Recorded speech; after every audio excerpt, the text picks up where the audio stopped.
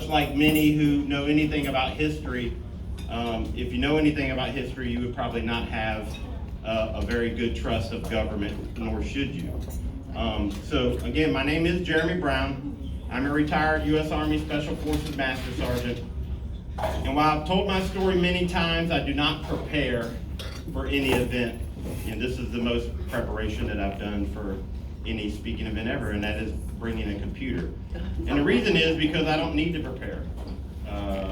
This is my story, it's my life. I spent my entire adult life defending this nation at the highest levels that the military allowed me to do at the skill sets that I had. And that was as a U.S. Army Special Operator, 3 years with the 75th Ranger Regiment, and then 17 years wearing the Green Beret and retiring as a Special Forces Master Sergeant as the non-commissioned officer in charge of the Special Activities Branch of Special Operations Command Central.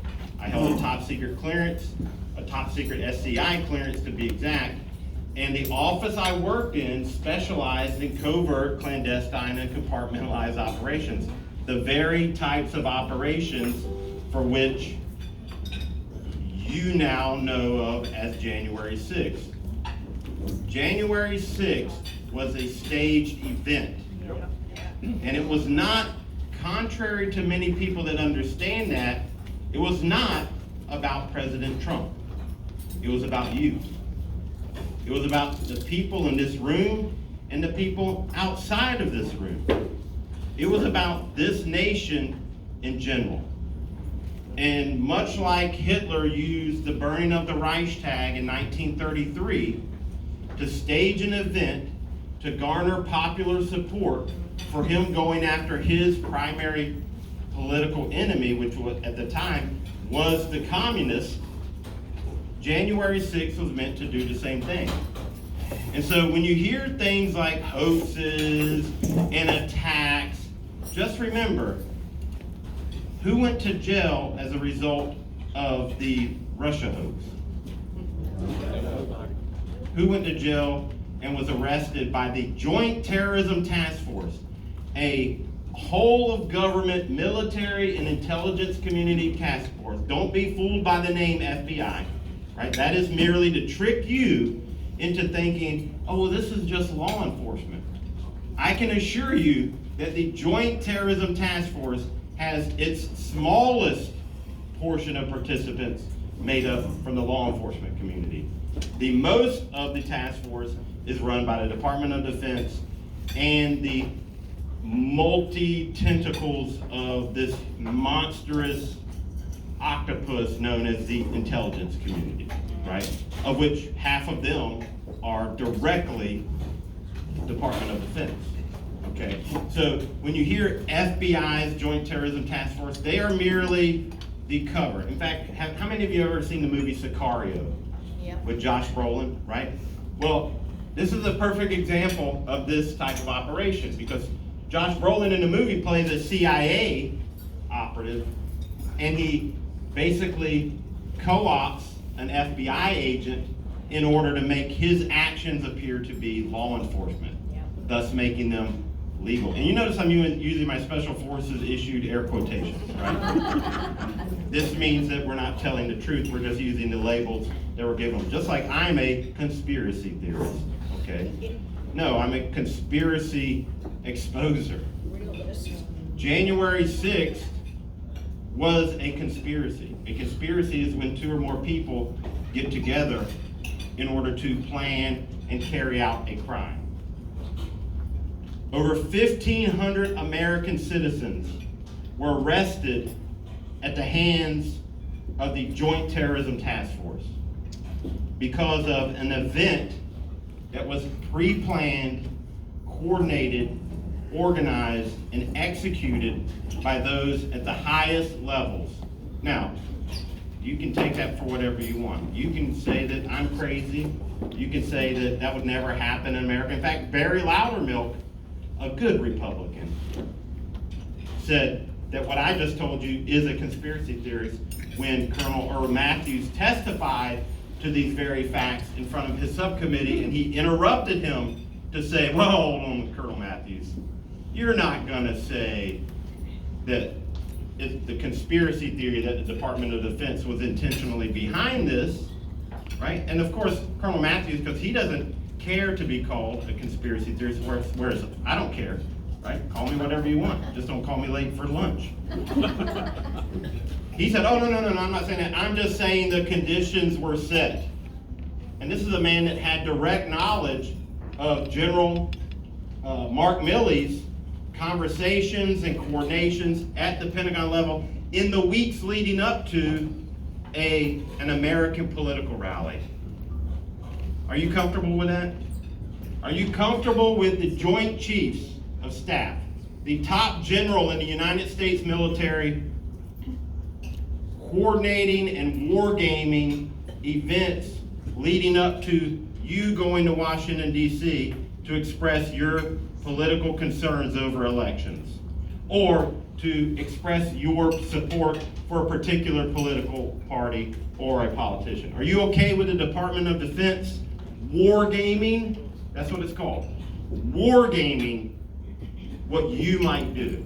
Well, you shouldn't be, because the military is not to be used against American citizens. Yes, sir. I don't mean to cut you off, sorry, but look what happened on January 6th. I mean, don't you think that the general... Oh, we're going to look what happened on January 6th for 100% certainty. What do you think happened on January 6th? Well, I saw a lot of stuff out of control from what I've seen. I know that there were some people there. Where did you see that? On TV, various TV. sources. Oh, yeah. I don't quite mind. Were you there? No. I was. You know what you saw? You saw stage violence that took place in a very small fragment of the 4.4 acres that make up the Capitol grounds.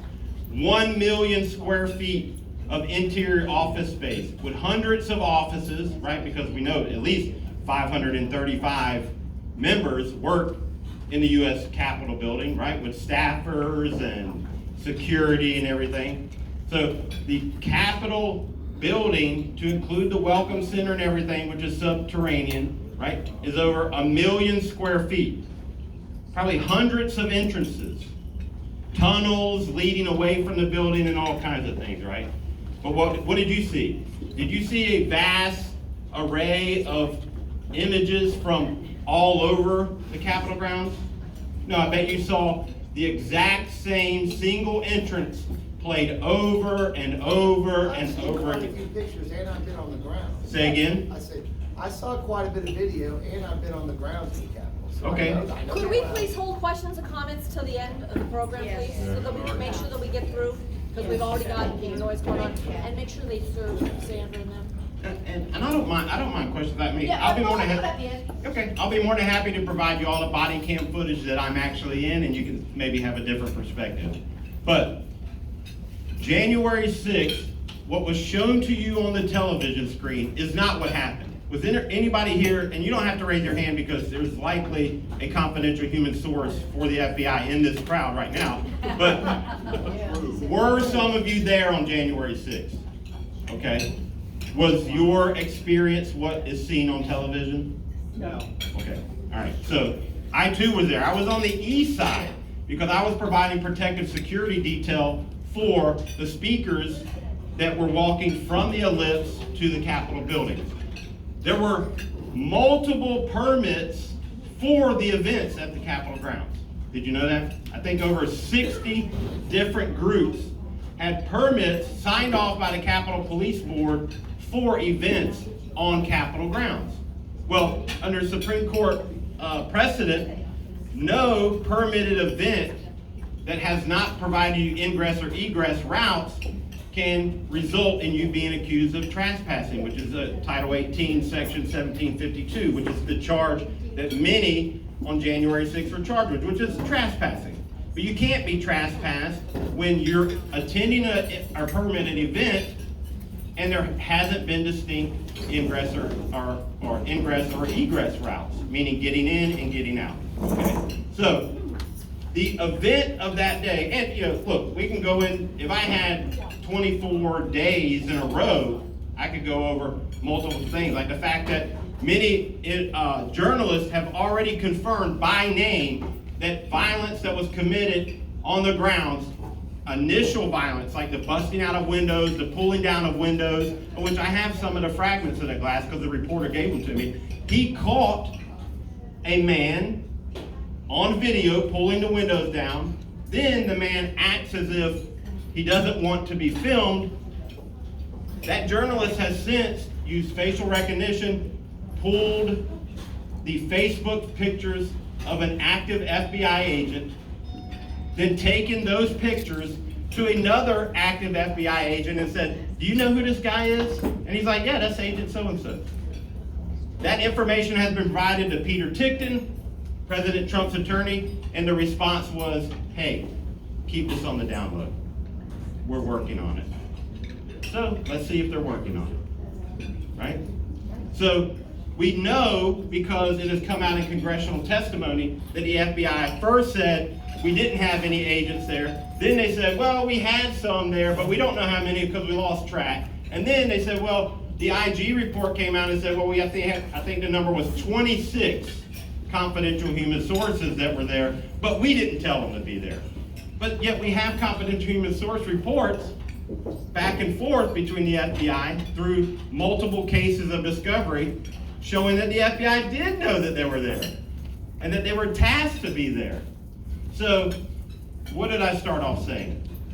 If you trust your government, then you don't have a good knowledge of history, because governments are made up of men. Men are ultimately, if you believe that man is fallen and has a sin nature, right? Well then, philosophers throughout time have said power corrupts and absolute power corrupts absolutely, right? So this is the time in which we live in, right? Things are not hunky-dory and things, but they're also not, all is not lost, right? Because see, we all have individual liberty.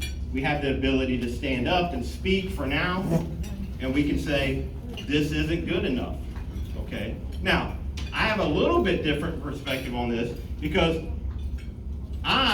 after the blatantly taken election of 2020, it wasn't stolen, it was taken, yes, right? And if you've ever been in jail, which I hope none of you have been, inmates believe that there's a difference between the word stolen and taken. They consider stealing to be sneaky and deceptive and cowardly. But taking something from somebody means that you step right in their face and you snatch it out of their hand and you challenge them to stop you, right? Well, that's what happened in 2020. That's what happened in 2022, 2024, 2000, probably 18, whatever, right? If you've read Congressman Troy Nels' book, The Big Fraud, he chronicles election fraud that goes back to, I don't think he goes all the way back to the very first election, right? I'm sure Cain and Abel probably voted which one of them should eat first, right? But if he did, it would have shown that in the very first election there was election fraud. So it wasn't about that. What it was about was displaying to you in a demoralization campaign, because demoralization is how you fracture society. It is how you break the will of resistance. It is how you get people to think, well, there's nothing that can be done. Hopefully somebody comes to save me, because you can't save yourself, right? A demoralized person, think of a battered wife, right?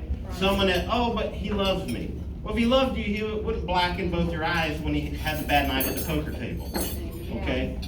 That's demoralization, and it happens to societies. In fact, in 1985, a defective Russian KGB agent, Yuri Bezmenov, gave an hours-long interview explaining this is what we, meaning the Soviet Union at the time, intended to do to America through the infiltration of academia, through the infiltration of your government systems, and explained that the first phase is demoralization.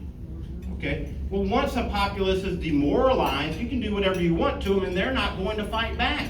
They're just going to throw their hands up and say, when will it stop? When will someone come and help me? But I'm here to tell you that no one's coming to help you. You must help yourself. That is the American way. It is how this country was founded. America was not founded by men who said, well, maybe France will come save us. At least that's not what I read. And it also wasn't founded by men that took aggressive action and committed violence out of the seeking of power. They simply said, we're not going to take this anymore. And just the act of declaring their independence and explaining why. See, most people read the first part of the Declaration of Independence, but they don't read all the reasons why they were signing this document. All of the things that the king had done to them that they said, I'm not going to take it anymore. Well, read that part of the Declaration of Independence today and ask yourself, well, is this what's happening to me now? You should come to the conclusion that, no, what's happening to me now is much worse. So all they simply said was, no, we're not going to take this anymore. And then that resulted in what tyrants often do, which is the demanding you obey, the demanding that you bend the knee, and if you don't, I'm going to hurt you. The American Revolution did not start with violent men punching their bullies in the face. It started with those men saying, I'm not going to take this anymore, and then when the bully comes to commit violence on them, then they're forced out of self-defense to then take up arms against their aggressor, okay? And so I hope it doesn't come to that, because I've been in a lot of wars, ones that you know about and ones that you haven't known about. And none of them were good. Not one single one of them. So this is the mindset that you as American citizens, I want you to be in, okay? Because my story is a story not of somebody that just got caught up because he was in the wrong place at the wrong time. No. When I saw as a professional in this type of warfare, unconventional warfare, active measures called by the Soviet Union, the Chinese call it unrestricted warfare, you know, all the patriots for profit that run around the country might call it fifth generational warfare. It doesn't matter. You know, Einstein said, I don't know how the Third World War will be won, but I know the Fourth World War will be fought with sticks and stones. Why? Because war at the ultimate foundation is the same. It doesn't matter what weapons you choose or what words you use. It's all the same, right? Rush Limbaugh used to say, you know, it's about breaking things, killing people and breaking things, right? Until the other side quits. Ultimately, that is the essence of it. So you are involved in a war against America and others in their far-off lands like Brazil or in Europe, right? You probably don't hear about the protests that are happening in Europe on a daily basis over a multiple spectrum of topics, but they're in the streets demanding their liberty, their rights. You know, look what happened in Brazil. Nearly the identical scenario as what happened in America. The people wanted one thing, those in control didn't want that thing, and so they staged violence, they blame it on the people, so on and so forth. This is what January 6th was. And if you don't believe me, I have, right here, an official military document that you can buy. This was bought through Amazon, right? But it is a document put out by the United States Army Special Operations Command, and it's called Unconventional Warfare Pocket Guide. You know, just in case you ever needed a pocket guide if you wanted to have guerrilla warfare, right? In this document, of which I've provided to numerous people and I've talked about many a times, there's a chart right here, and it's called the activities of an insurgency or resistance movement. It has clandestine and then overt.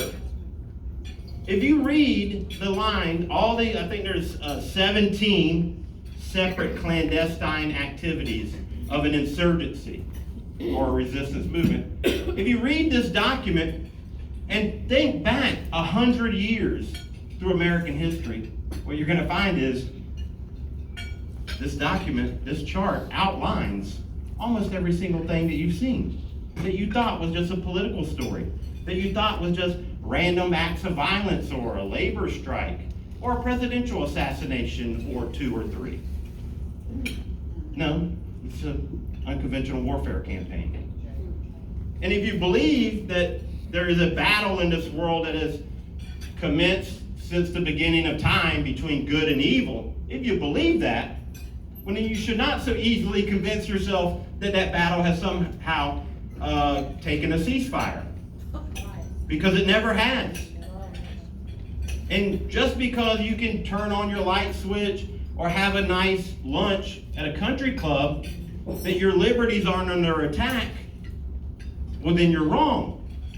And, it doesn't matter what you think of me. The truth does not care what you think or believe. It is what it is. And so you can deny it all you want, but it doesn't change anything, except your liberties will continue to be whittled away. And then one day, like Martin Niemeyer in his poem, he says, well, they came for them, but I wasn't them, and so I did nothing. And they came for them, and I wasn't them. And then what's the last line? Well, then when they came for me, there was nobody left, right? So do you think Martin Niemeyer beforehand thought, well, I can turn on my light switches, so I'm fine, right? I can, have dinner with my family, or I can go play a round of golf, so I'm fine. Until he wasn't fine. The old saying is that, bankruptcy happens slowly and then all at once, right? Anything tragic like that. Because things just don't happen poof overnight. These things incrementally happen. And if you track what's happened in America all the way back, you're probably going to end up 100 to 150 years from now. And nothing should be a surprise, because there's volumes of libraries of these people that seek power, because power corrupts and absolute power corrupts absolutely, that have told you, this is our plan, this is what we want. Like the Federal Reserve Act of 1913. What was said about that? I care not who makes the laws if you give me control of printing the money. And now what do we hear constantly? Oh, the Fed is doing this and the Fed is doing that, and it's bad, right? It's never anything good. Well, guess what? That happened over 100 years ago. So we have to take a much larger view of our life and what's happening around us in order to understand how things can get this bad. And not just say, well, because they're not coming for me today, that they're never gonna come for me. Because maybe the Jews felt that way when Hitler went after the communists. But now what do we know happened? I think it was Mark Twain that said history doesn't repeat, but it sure does rhyme. Well, the reason is because if I do something and it worked 90%, well, I'm going to correct that 10%. So it's going to be kind of the same, except it's going to be better next time. In the military, we call this an after-action review. What did we do right? What did we do wrong? How are we going to do it better next time? Right? So if you don't believe that those that seek power over you, that hate the fact that you can do whatever you want to do instead of what they want you to do, if you don't think that they're constantly trying to figure out how to get you to do what they want, well, then you don't understand humanity, you don't understand liberty, and you don't understand your enemy. Obamacare came after all of them. What's that? Obamacare came after all of them. Yeah, and you know how it got here? Yeah. The HMO Act passed in the 70s. Okay? So we have to have a broader spectrum view of how did we get here. Right? One thing doesn't just pop up out of thin air, it's incremental. Right? An incremental dependency. Like, I talk to people all the time about conservatism and liberty and this and that, and I'll say, hey, what do you think about the First Amendment? Oh, yeah, freedom of speech. Or whatever. The Second Amendment. Yeah, don't take our guns. Well, we should get rid of Medicare. You know Social Security and Medicare are a tenet of the Communist Manifesto? Did you know that? It is. Just like the central bank. In fact, I meant to bring it today.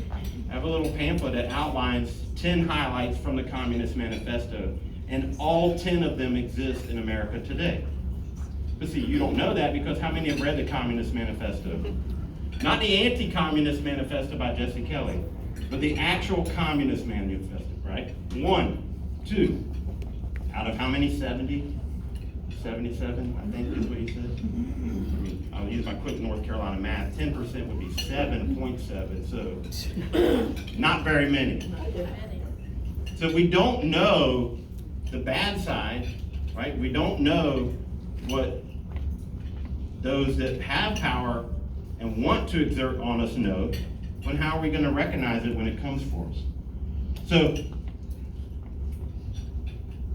January 6th was nothing but a rhyming event in history. In fact, it was the exact event in history for which Joint Chiefs of Staff Mark Milley, as testified by Colonel Matthews, and Stephen Sund, the U.S. Capitol Police Chief, said in the weeks prior to January 6th, the event of January 6th was referred to by a Green Beret, Mark Milley, in consultation with Chris Miller, a Green Beret, both experts in unconventional warfare, of which this document right here has, I think, 11 secret no foreign references. This is unclassed, meaning you can get this on Google and read it. And if this much information leads you to believe that, oh my gosh, this is happening to us right now, what do you think the secret versions are going to have in it? Or the top secret versions, for which my office had policy oversight over? Well, I can tell you, they're much more advanced. I mean, me and my girlfriend watch shows all the time. Right now we're watching The Americans, right, which was a show on FX years ago about KGB assets inside America posing as Americans, right? Well, we watch the show and I'm like, yep, mm-hmm, yep. Oh, yep, that's how you do it. Oh, I wouldn't have done that, but you could do this, right? Well, you can learn a lot from watching shows and TVs. Evil likes to tell you what it's going to do to you before it does it, right? It's why, if you know anything about the occult, these ceremonies are all blatantly right there saying what we're going to do. Okay, so let's make no mistake. What is happening around you, like John F. Kennedy revealed, is a shadow war fought by infiltration, not invasion. Right? I mean, how many here would continue to eat lunch if you saw the Chinese army marching across arm in arm with machine guns, or like in Red Dawn? Anybody seen the 1984 movie? Right? Red Dawn, where the Cubans parachute in, and the high school teacher's like, hey, what's going on? Right? That's invasion. That's troops showing up. But infiltration is 10% of this room spying on the 90%. What are they talking about? Who seem to be agreeing? Right? Like 1984. Anybody read the book 1984 by George Orwell? Right? That is an example of infiltration. Because if you remember that Big Brother controlled everything, and the main character, Winston, was like, I don't think this is right. And so he sought out truth. And who provided Winston with that truth? Does anybody remember the book? It was the guy in the inner party. O'Brien, right? Actually spying on him. O'Brien, who was like the right-hand man of Big Brother, actually secretly slides Winston. Hey, have you ever heard of Emmanuel Goldstein and the Brotherhood? Slips it to him, and he reads it, and he's like, oh my gosh, this guy's brilliant. It'd be like us reading the Federalist Papers or Common Sense or any other founding document, or reading your Bible saying, oh my goodness, like, why did I not know this before? Well, here's the little problem, is that the Brotherhood was a fake operation being run by Big Brother to expose anyone who was to be standing up against Big Brother. And how did he find out about it? By Big Brother's main man, O'Brien, posing as a subversive to Big Brother, but he's actually a double agent. And where does Winston wind up? Read the book.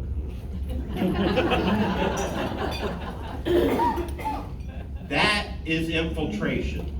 That is your best friend working for your worst enemy for 10, 20 years. That is spycraft, tradecraft. That is the exact war that President John F. Kennedy stood on a stage in front of news media, right? The press club, and said, this world is run by secret societies. A shadow war being fought against us. Not by invasion, but by infiltration. Yuri Bezmenov, a KGB spy who came to America and said, warning, warning, this is what they're doing. When you see this happening, you should be concerned. And in 1985, in that interview, he says, we've been so successful, the Communist Party has been so successful in infiltrating America that the founders of communists would be throwing a celebration. That was in 1985. Where are we now? 40 years past that victory speech. Okay? I mean, look, President Eisenhower told us this, right? Why do we not remember these things? When the United States, if President Trump came out tomorrow and said, they have my kids tied up in a dungeon, I can't tell anything, but I'm out of here, right? Would you believe him? Probably not, right? Because you'd be like, well, that sounds crazy. This is America. That would never happen here. That's what Eisenhower did. Eisenhower stood in front of the American people in his farewell speech and said, your liberties are at stake, are under threat from the military-industrial complex and the scientific and technological elite. And where are we now? What if all the lights went out right now? How would your life be? Would it be a hiccup or would it be devastating? Well, did the scientists come up with that? Did the tech bros come up with that? Yeah, we let them. Why? Because we like being able to check our email. That's incremental dependence. But we don't realize how much we need it until a storm comes through and knocks everything out for weeks at a time. And then the next thing, who are we calling for? FEMA, come help us, right? Well, when storms came through in 1850 or 1790, we were resilient because we were independent. We relied on our neighbor, not our big brother, okay? So this is the key to liberty. And I'm not saying, just get a solar generator or whatever. What I am saying is you need to recognize that the things that you're being told are not likely to be the truth. And the best lies are 95% truth. So you must be much more discerning. In fact, this seems to be a Christian group. Look no further than Matthew 24. When the disciples asked Jesus, what is going to be the sign of the coming of the age? Right? And what's the first thing he tells them? Does anybody know? No. No, those are just signs. The very first thing he says is, be careful that you are not deceived. The next thing was what? Because many are going to come in my name. That's the main deception. And then he says, then there's going to be all these other things. That's where the wars and rumors of wars come in, right? The very first thing is, be careful that you aren't deceived. Who's ever heard of the term fake news? Anyone? Where did you hear it? On Trump, but on what news network? All of them.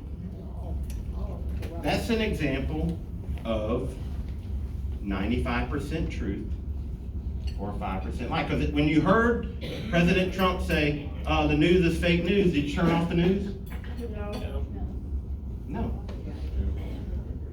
So be careful that you're not deceived. And that is what January 6th was.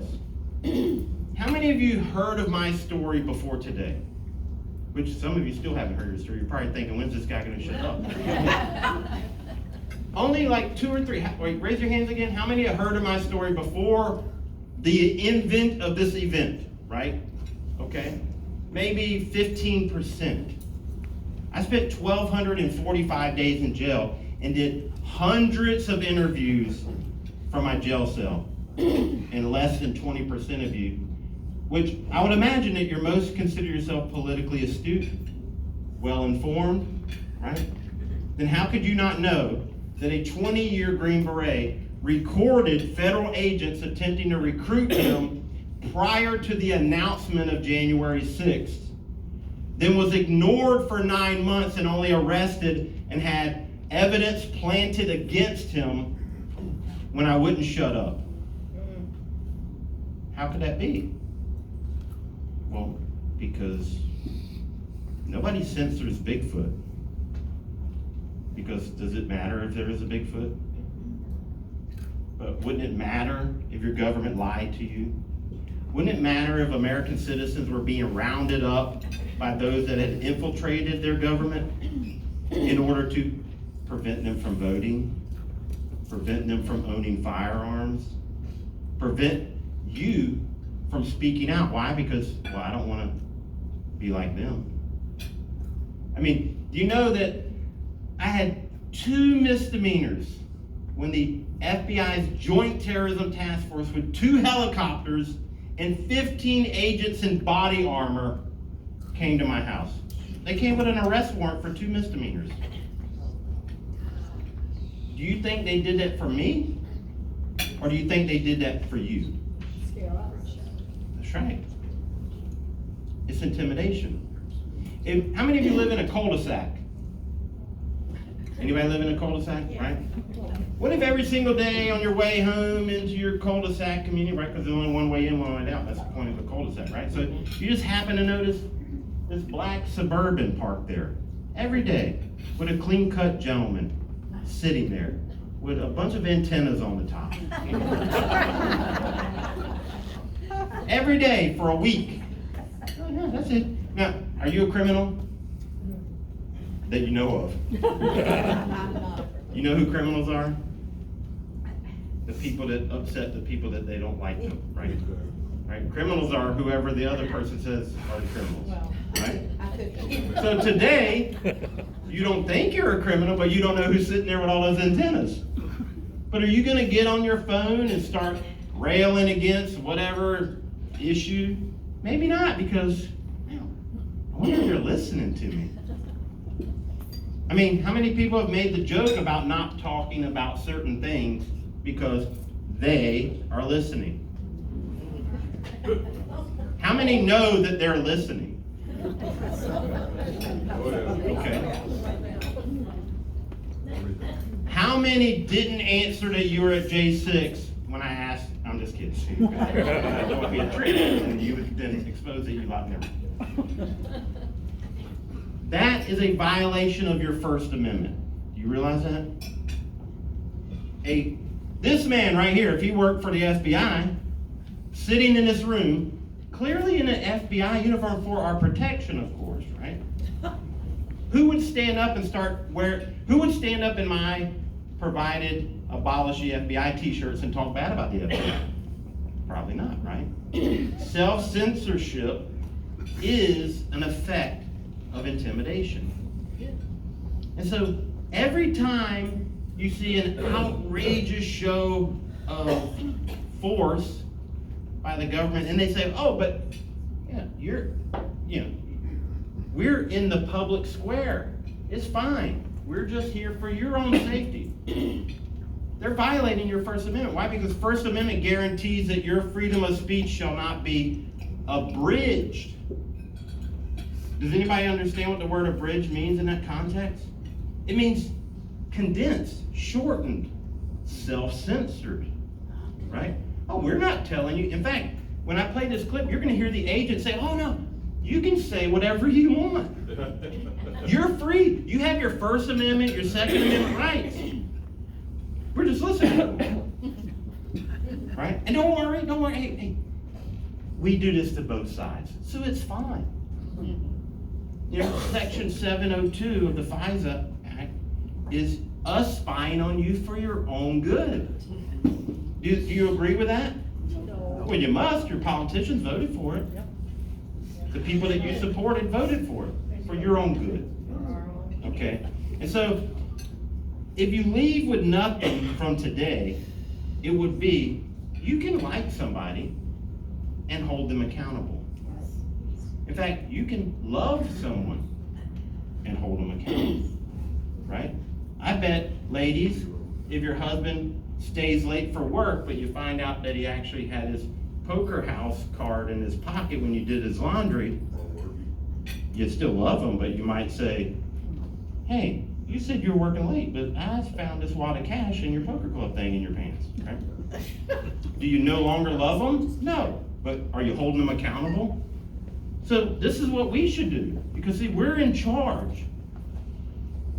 And we should not believe anything unless we verify it for ourselves. Because we're being lied to on a regular basis. We're being deceived and distracted. Hey, I'm gonna give you a tax cut, but I'm also gonna allow this tech bros to build AI with no accountability for 10 years. It's fine.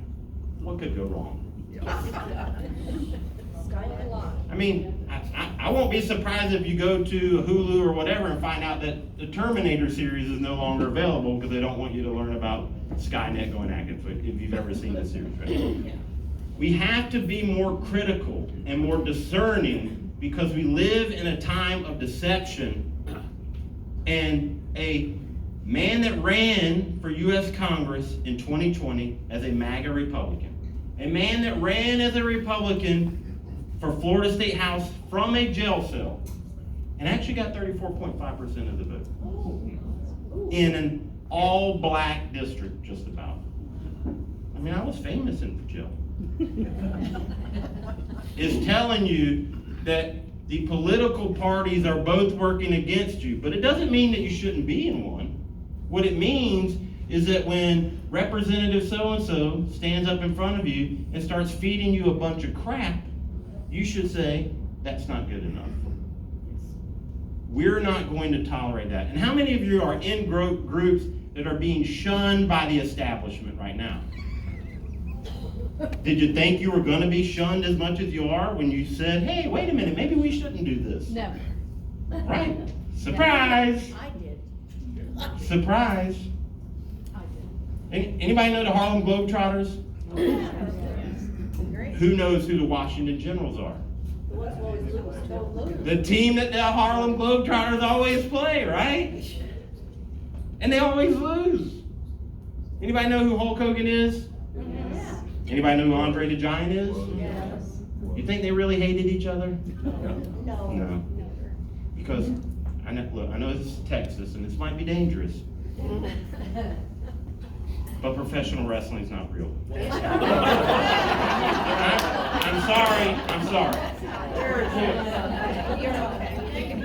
Well, thank you for having me. I'll be leaving now. Which would actually be the reaction of a politician if you said things that weren't real to them. They'd be like, oh, well, thank you very much. See, we have to take our power back, and we have to do it through using our power, right? And we are the power. I mean, because I'm going to tell you, y'all look like a pretty influential group of people. Probably have a little bit of money to donate to campaigns, but you don't have as much money as the tech bros. But you know what you do have? The ability to shame them. Yes. So Mark Zuckerberg or Jeff Bezos, through the intentionally fraudulent political funding mechanism known as super PACs and all this other stuff, which is fine, right?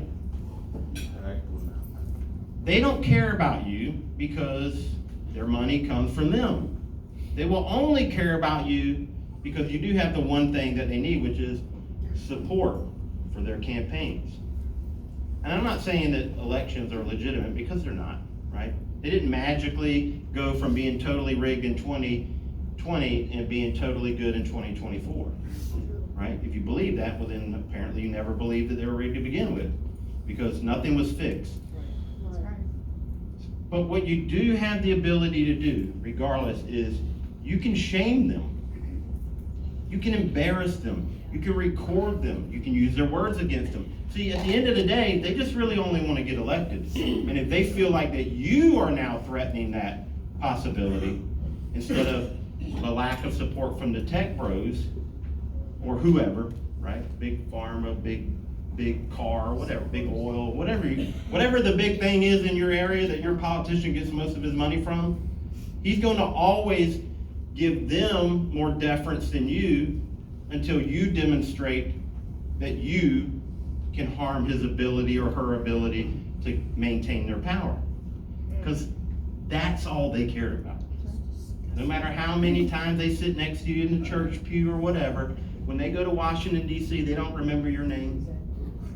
But they know who the lobbyist that just bought them that nice steak dinner at Morton's is. Yeah. Okay? This is how we've lost control.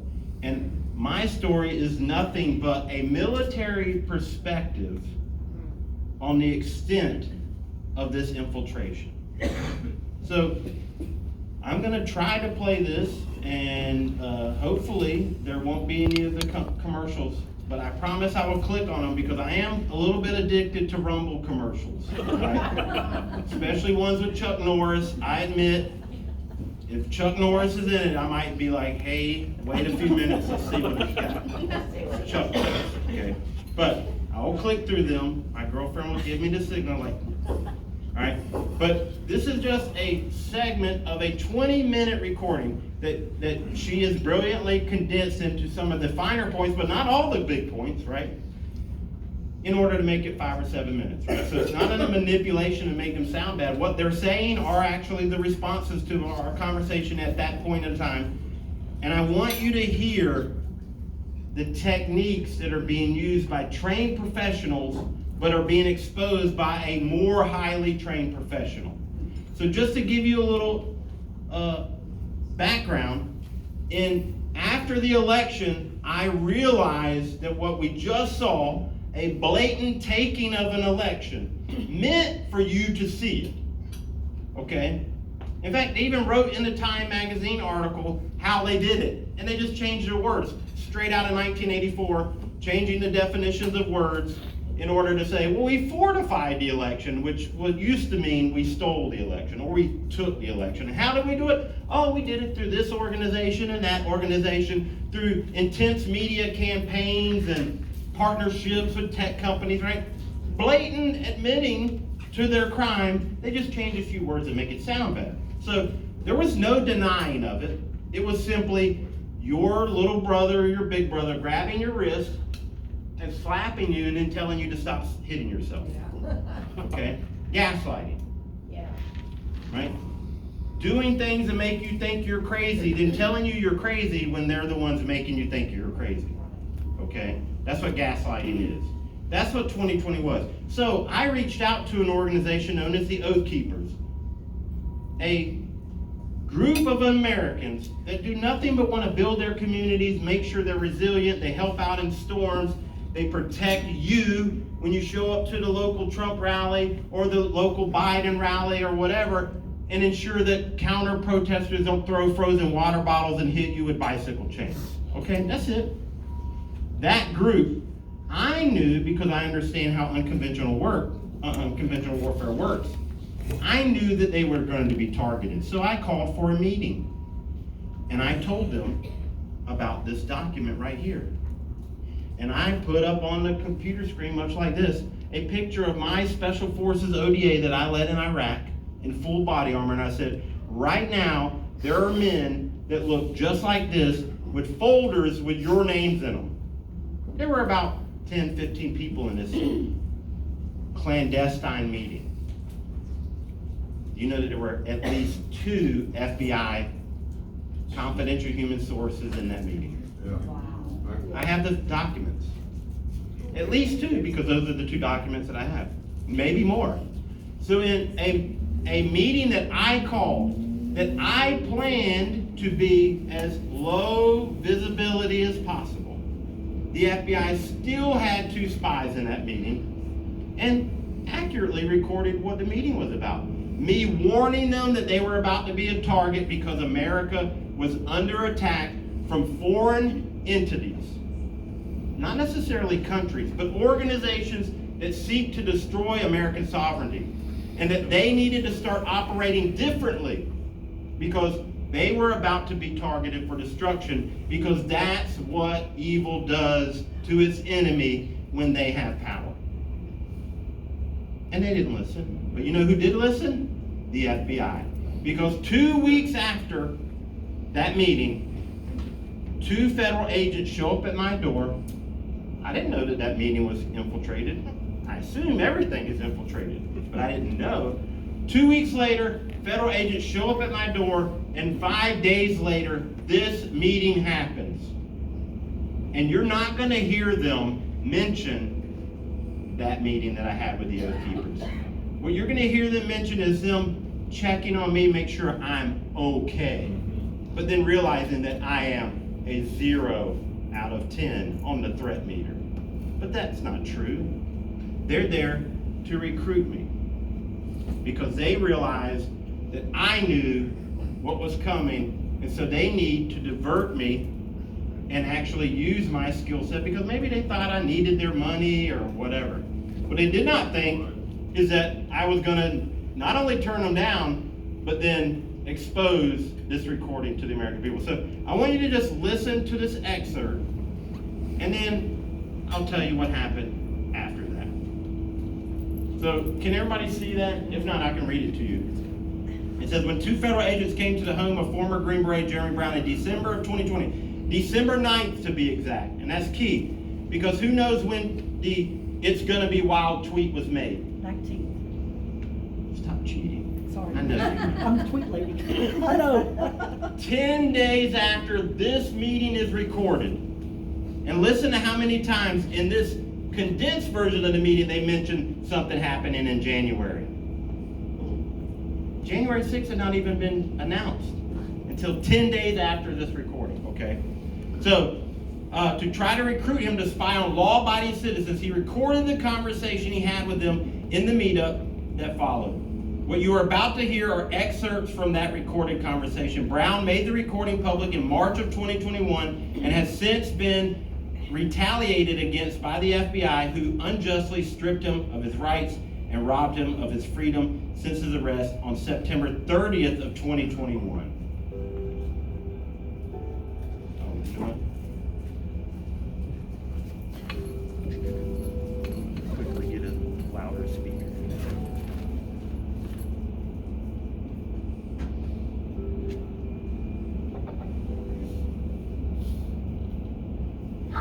Yeah, FBI. Okay.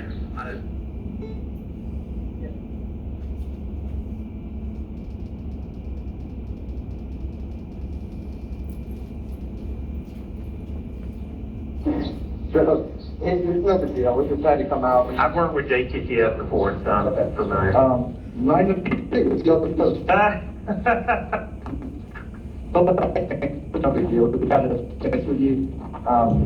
We've been recording about some comments that you made about Civil War. So, Like what kind of comments? like in, Like what kind of comment would make, like in, like what kind of comment would make Yeah. the DHS show up at my door on 7 o'clock, or it was almost 8 o'clock, 7:40 I think it was. It's early. Yeah, just some comments about trying to recruit people for Civil War. Do you have those comments with you? No. Okay, so then where did you get that report I'm from? asking you a question. Okay. Because I have the actual tweet if you want to look at I it. think that's, and the way it works, I don't know if you know this, Facebook and Twitter both push stuff down. Yeah, come look at it. And we do this all day long. Honestly, You're like one in the queue. So Facebook and Twitter directly push information to you. Both sides. So we have the far right, we have the far left. We don't just, because your First Amendment, Second Amendment, your Yeah, right, say whatever you want. ideology, you're right to do whatever. Right. You could say. We do both sides equal, just so you know. I just find it interesting that with everything going on right now, you guys are 2 agents, which are probably making way more than I am, are sitting here. But it's a job. Trust me, we tried to go on a couple of, and I think it's a political climate right now, obviously, there's definitely something in the air. You know, obviously, our political leaning is, well, I think what happens, so. I don't.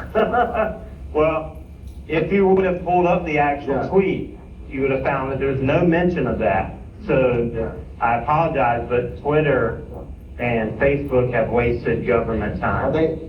Just trust us, this is our first time we've gone out, we've done all those Spring Hill things, people put stuff on their cars and stuff. It's just political climate right now. Right. It's not helping you make sure you're okay. I know right now you're fine. Right. Like, you're a cool guy, you came out, you got up. We just want to make sure, whatever the outcome is in January, your online presence or anything that you don't want to hurt yourself, you don't want to hurt anybody, that we get that warm and fuzzy that you're good, like you're upset, either way it happens, and we don't care which way you lean. Right. And we just want to make sure that you're not targeting anybody, and nobody's going to get hurt over the outcome in January. Again, you'll never see us again, and this could be closed on our side, just making sure that you're okay. Everybody's upset in different ways, and that's not why we're here, just making sure. They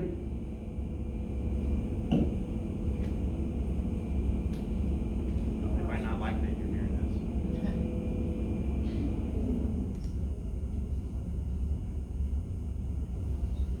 You don't want to hurt yourself or hurt anybody else. So, I read it. this.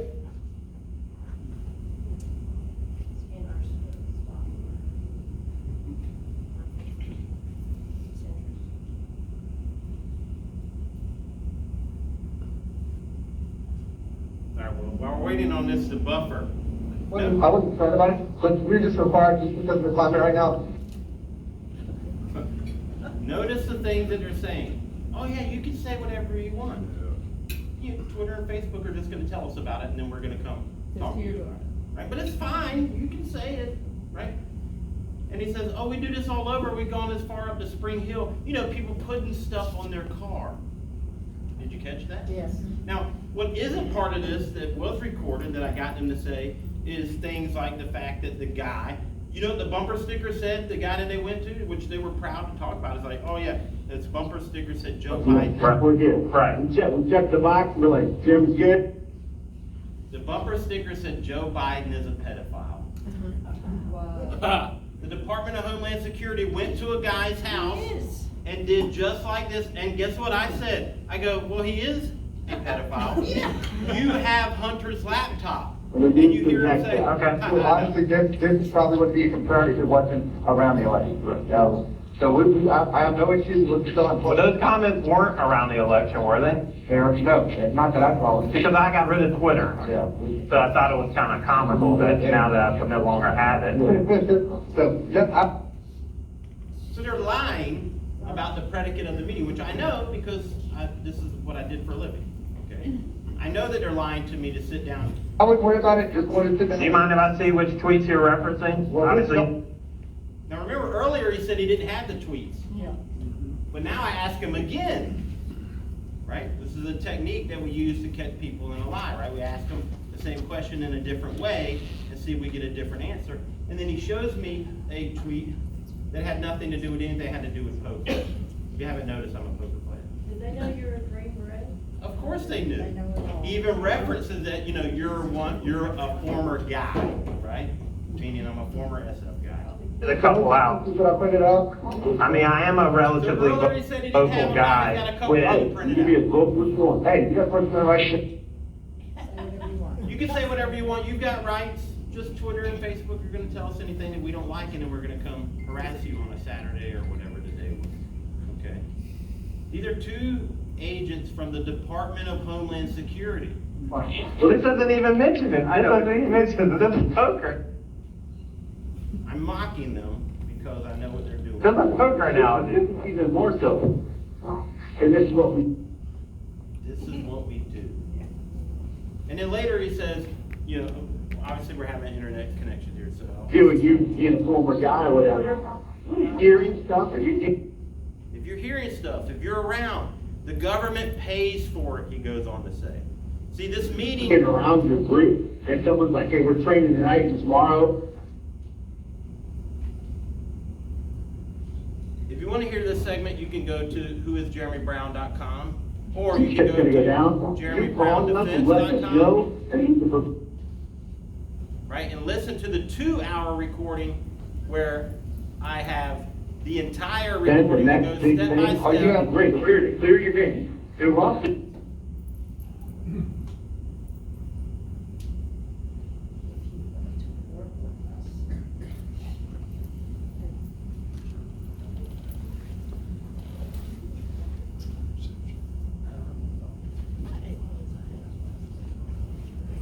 want to work in city security. Alright, I hate technical issues. You can go to Who is Jeremy Brown? You can hear that short clip, or you can go to jeremybrown.defense.com and the original interview that I released on March 5th of 2021. Now I have long hair and a goatee. I'm much uglier than I am now, but skinnier. You can listen to me with Brandon Gray go through the entire 20 minutes where we stop and I say, what they're doing here is this, right? Remember, these are trained government agents talking to a trained government agent, okay? Green Berets use this type of technique on the battlefield against enemies who have no constitutional rights. What they are using are techniques that are military techniques that are meant to infiltrate enemy organizations in order to gather intelligence so that that intelligence can be used against them to destroy them. But they're using these techniques against American citizens that had never even been accused of any crimes, much less charged. Now, I know because my attorney saw the earliest confirmation of infiltration to the Oath Keepers was April of 2020. Now, they refused to allow me to see these confidential human source reports because they know that I can interpret them. They know what those, one report leads to a tasking order, leads to a funding line, leads to all kinds of things, right? In fact, in the FBI's guideline on use of confidential human sources signed by William Barr, the FBI calls Tier 1 activities otherwise illegal activities in their own documents. And an otherwise illegal activity is known as any activity tasked to a non-agent that would be otherwise illegal, right? The only reason it's not illegal is because the FBI said it's not illegal to that person. And why? Because that person is now able to legally have cover based on the mere authorization of an FBI to include crimes such as narcotics trafficking, gun trafficking, and it even says in there, with no expectation to recover the things. So, are you okay with that? No. Is it okay to break the law in order to enforce the law? Right? James Clapper told us that, oh, we don't spy on American citizens. Except for now we know that they do, because then Christopher Wray says, oh yeah, well, you know, we did it 1,000,000 times or so, but we only did it 300,000 times last year. Well, that's 300,000 counts of felony violation of your constitutional rights, because it's illegal for the government to spy on you according to the Fourth Amendment and the First Amendment. Okay, so that recording, 20 minutes long. You can go to jeremybrown.defense.com, scroll down, you'll see Green Beret versus FBI. It's a 2-hour recording. And just remember that this was me with nothing more than my experience and this recording explaining to you what I believed at the time January 6th was. But it is now 2025. August 25th, I will be out of prison 180 days. Of which I spent 1,245 days falsely convicted by a government utilizing planted explosives and classified materials. Now, we know they were planted because I have all the evidence. The FBI's own DNA came back, not one shred of DNA, of my DNA, but there were 2 male DNAs on the grenades that they claimed that they found. Do you think the FBI looked into who those DNA belonged to? No. They took carpet fiber samples that they found in the tape on the grenades, cut carpet out of all the rooms, and not just out of the corner, right? You go in the closet of the house and you cut where you hit. No, they went to the center of the room and cut 2-inch by 2-inch squares out of every room in our house and our RV. Not one of those carpet fibers matched what was on the grenades. I have 2 dogs and a cat, 2 Australian Shepherds, and a cat named Monkey. there were dog fibers on the tapes of the grenade. So they take 50 different samples of hair from each dog. None of that dog hair matches what was on the grenades.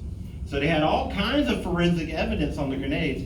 Not one shred of it matched mine. But yet they claimed that these grenades. Now, I have a photograph, which I wish I would have brought, of the exact place where the agent claims he found the grenades.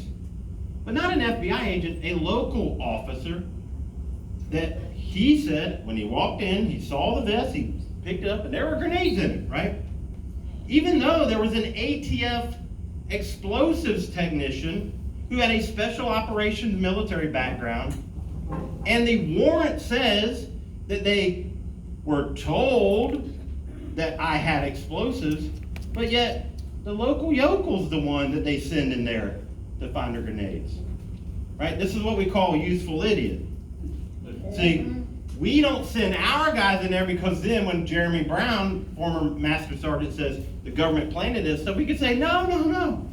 Deputy so-and-so with a 20-year spotless career, he's the one that found it. You can't think that he planted them. Well, that's not how it works, right?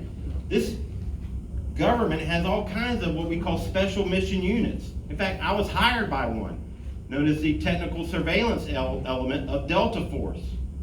And their entire mission is surreptitious emplacement of technical surveillance, meaning fancy light bulbs with cameras and things like that, things that they fabricate in-house. Not that you can buy them, but how do you think they surreptitiously install them? Well, they break in when you're not looking, right? They act like the janitor staff or whatever, right? So the capability exists on multiple levels. But what does the government say? Oh, we would never do that. Well, that right there is a lie. Why not say, those capabilities are really tasked for our enemies, right? That's the truth, okay? That would be a defense. But instead, they blatantly lie to you and say, oh, we would never do that. So how do they get away with it? They say, oh, Deputy, Smith, he's got a stellar career. He's the one, you couldn't possibly, tell the truth, you wouldn't possibly think he would do that, right? And yet, I have an exact photograph of the exact area this deputy claims that he found this vest with the grenades, and there's no vest. This photograph is taken and time-stamped an hour before the photographs of the grenades.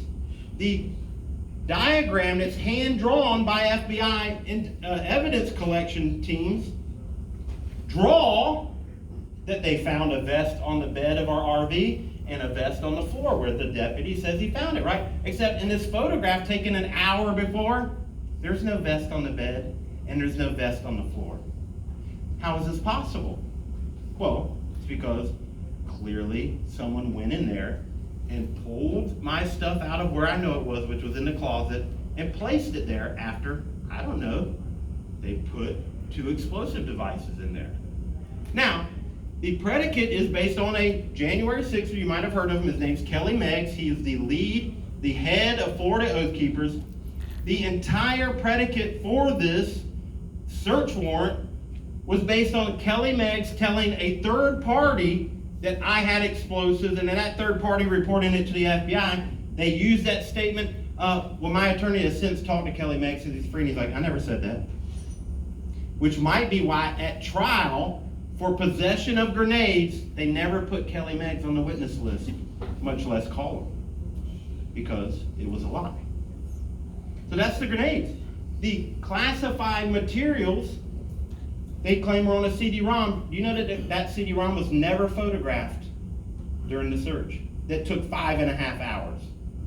Not one photograph. In fact, the photograph tech, who was supposed to take the photographs, but instead an FBI agent who claimed that he knew me personally, took over photographs on that scene. An FBI agent that claimed he saw my interview accusing the FBI of attempting to recruit me. He was the one that took the photos on the scene. His name's Thomas Munns, Agent Thomas Munns.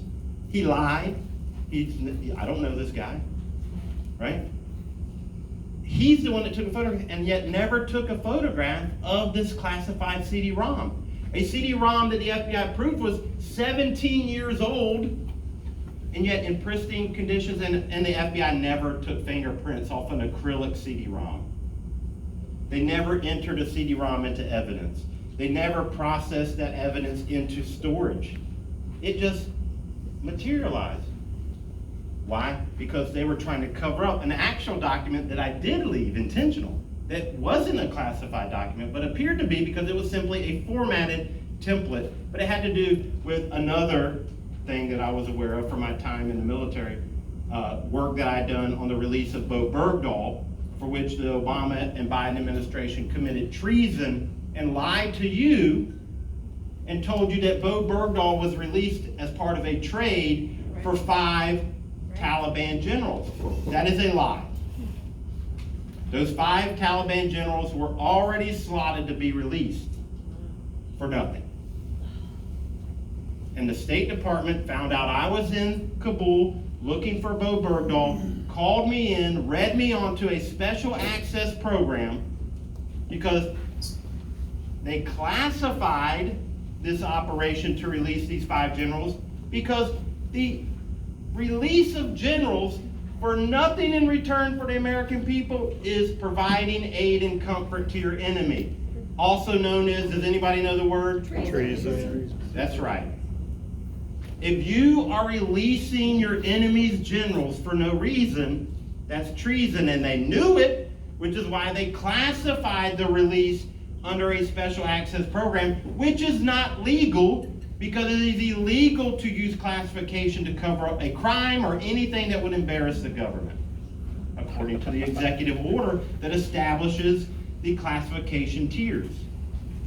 So, this document that I actually submitted a classified document, this was merely the formatting template preparing what the document needs to look like, because if you've never seen an actual classified document, it's not like a regular email, okay?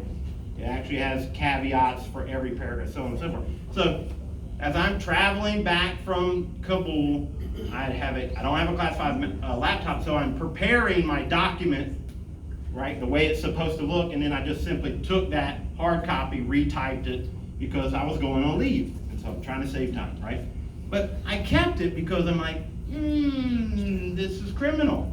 Well, now I've left that document to be found because when I released the recording, I knew the FBI was going to come after me. And so I wanted them to find it, and they did. In fact, at my first bond hearing on October 1st, they tell the judge, we think we may have classified materials. 5 days later, they say, well, we're not going to charge on that yet. And then 7 months later, they indict me, but not for the document that I know they found because I left it there, but for this CD-ROM.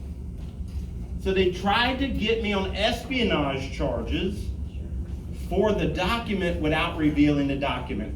And it wasn't until over a year later when I went on my podcast that I ran out of jail and hosted the title of the show was, Who is Bo Bergdahl? And I told the story. Now, up until that point, I had done 50 podcasts, hundreds of interviews. Not one time did the Department of Justice ever call my attorney and say, your client really should stop talking. Until that episode. The next day, the Department of Justice prosecutor calls my attorney and says, your client should stop talking. In that episode, I publicly dared the Department of Justice to charge me with that document. Because I knew it wasn't classified. I knew how to defend it because there were internal authenticators built into the document to prove it wasn't classified. Instead of them charging me with it, they then went to my attorney and offered me a plea deal, but not a plea deal. Kind of like how when the mob comes to your shop and says, you have an awful nice shop here. It'd be a shame if it burned down. Well, the prosecutor calls my attorney and says, if you were to get your client to agree to pleading guilty on gun charges, because I had 2 personal weapons that they were trying to claim were illegal, which I was saying, okay, go ahead.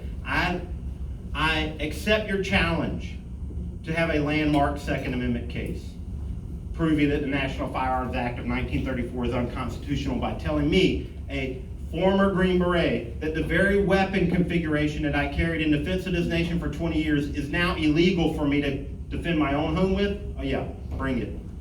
So they tried to say, if he'll just plead guilty to those 2 gun charges, we'll make the grenades, the explosives, and the classified materials go away, and we'll just give them time served.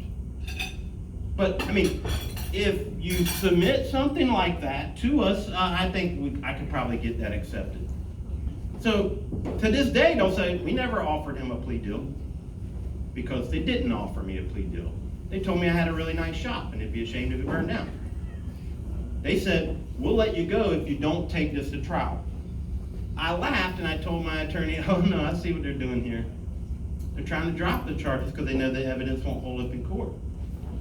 After I refused the plea deal in November is when they finally indicted me with the document, because they knew that I was going to bring the document up at trial.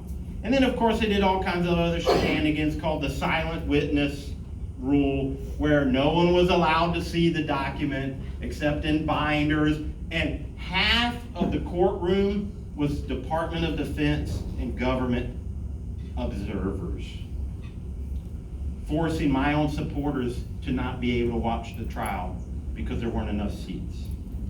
This is the extent that the government went. So much so that the full recording that you can listen to at jeremybrown.defense.com, the government, the Friday, now my original trial was supposed to be a year later, but we had extended it because I wanted to see if I was going to be elected, because that was going to be hilarious. So December 5th, over a year I've been in jail, held without bond for an original arrest warrant for 2 misdemeanors, right? Then of course they're like, oh, well, he's a danger because, you know, a retired Green Beret has guns. Who would have known, right? So therefore I'm a threat to the society. So they held me without bond and maximum security for over a year. The Friday before the Monday where trial was supposed to start, the government files a motion to exclude the recording of the FBI agents. Now, of course, we have a pretrial hearing on that Friday, and the judge says, well, you know, I've listened to the recording and it just sounds very nice. Y'all had a very nice conversation. I mean, I don't think it would be bad, but the DOJ says, well, we agree, Your Honor. I mean, it's not damaging to us, right? It's damaging to Mr. Brown. And so because it might be prejudicial against Mr. Brown, we don't think it should come in because we're just here to help him. Now, I have the transcripts of this entire conversation. And of course, the judge says, well, I'm not going to rule on it now. Let's just see if it comes up. Now, I remember claiming that my trial was going to be all about exposing this, and my attorney says, well, thank you, Your Honor. Yeah, we'll see if it comes up, and then we'll ask for your... See, wouldn't it be suspicious to you if a former Green Beret was claiming, hey, the government is framing me, and in fact, actually tried to recruit me before January 6th, and then when I didn't go along with it and expose the recording, then they came and found all this stuff in my RV, and are now going to say, wouldn't you find it odd if the judge didn't allow that recording at trial? Well, of course you would, because that seems very odd. Like, my entire defense is based on the fact that I have a recording of them trying to recruit me, and then I wanted to play that as part of my defense, and you as a judge said, no, that's not permissible at trial. You might think that's suspicious, so guess what? We just say, well, we'll see if it comes up. And then my attorney never brings it up. So your attorney was dirty? What's that? Your attorney was dirty? Of course. Are there any that aren't? Are any of you attorneys in here? 'Cause I'm sure you're not dirty. Right?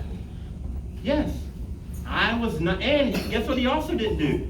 There were 4 questions I told him to ask to defend the Bo Bergdahl document.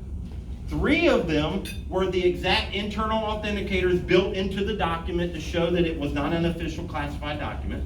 And then the last one is to ask their expert witness one question.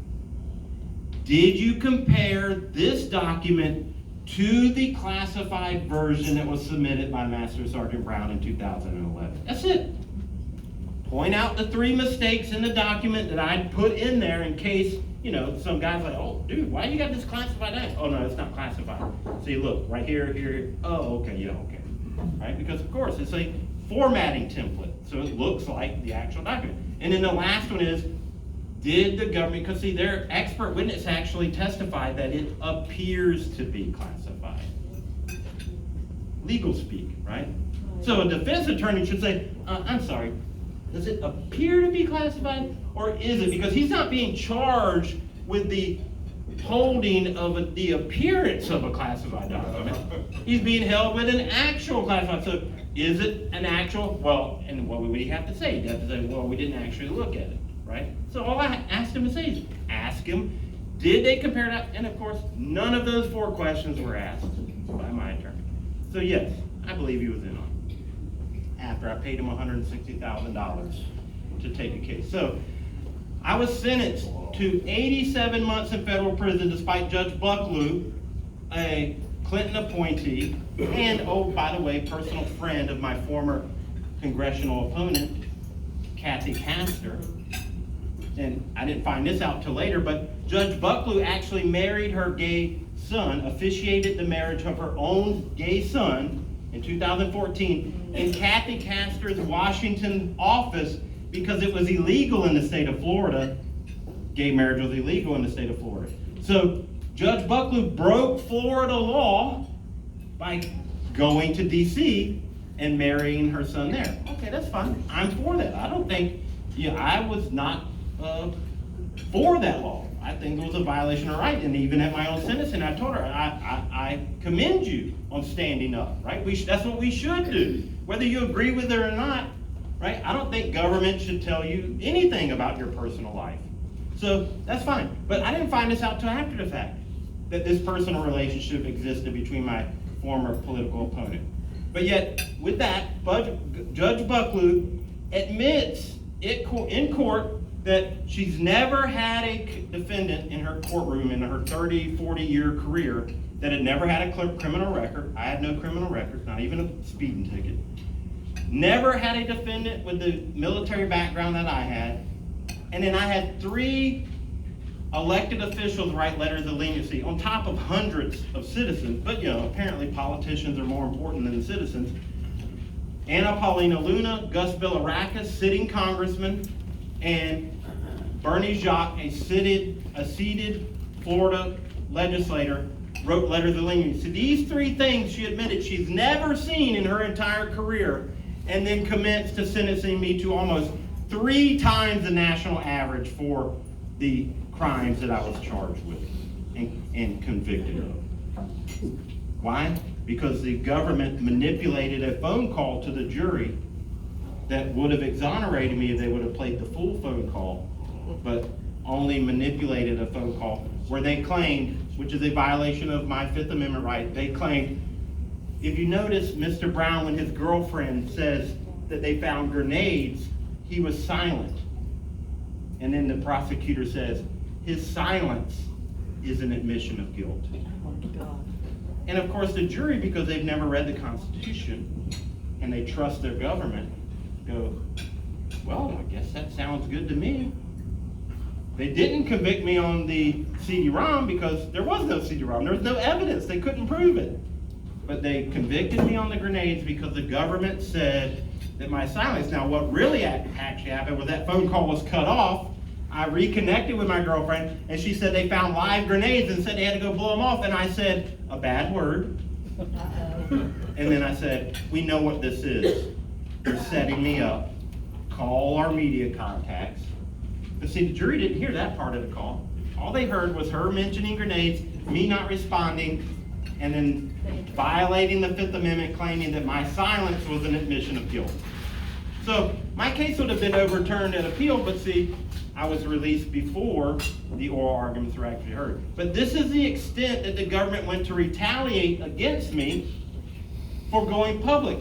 And they knew I went public, because these very agents that attempted to recruit me are the same 2 agents that put the handcuffs on me. And then said, oh, we never tried to recruit him.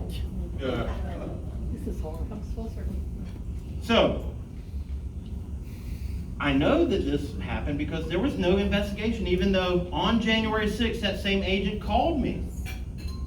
The morning of January 6th, hey, how you doing? What's going on? Said, I'm up here in DC, I'm busy. So he knew where I was.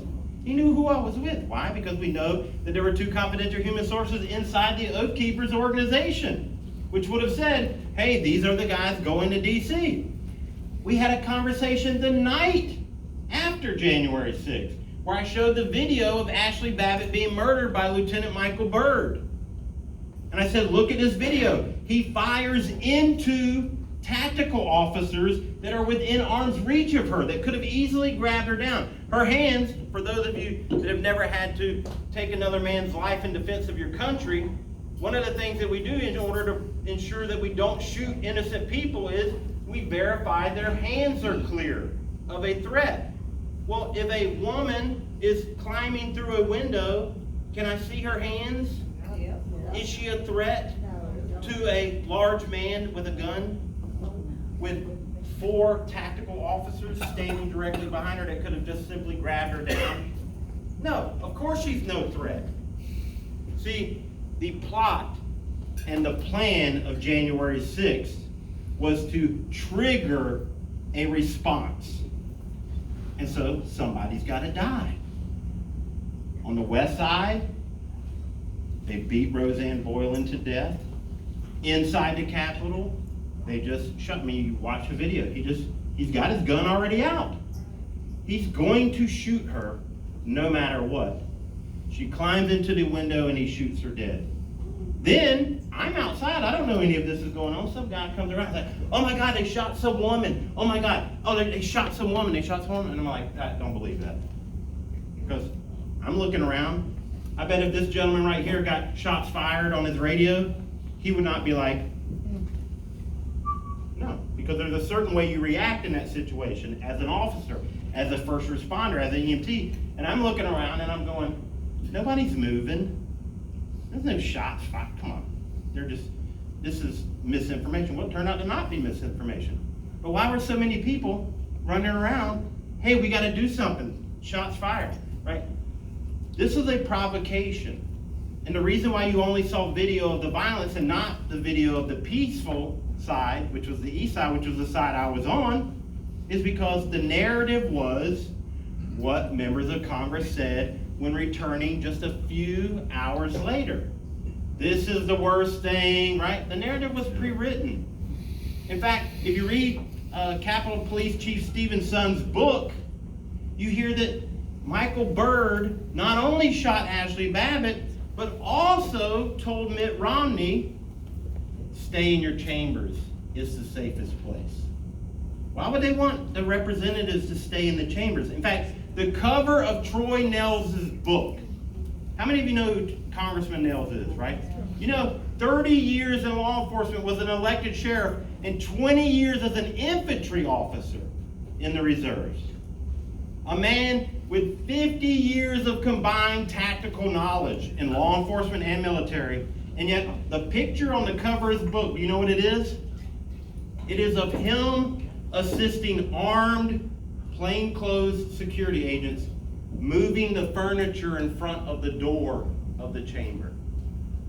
Now, the U.S. Capitol has escape tunnels and highly sensitive plans for evacuating our lawmakers, because we all know how important they are.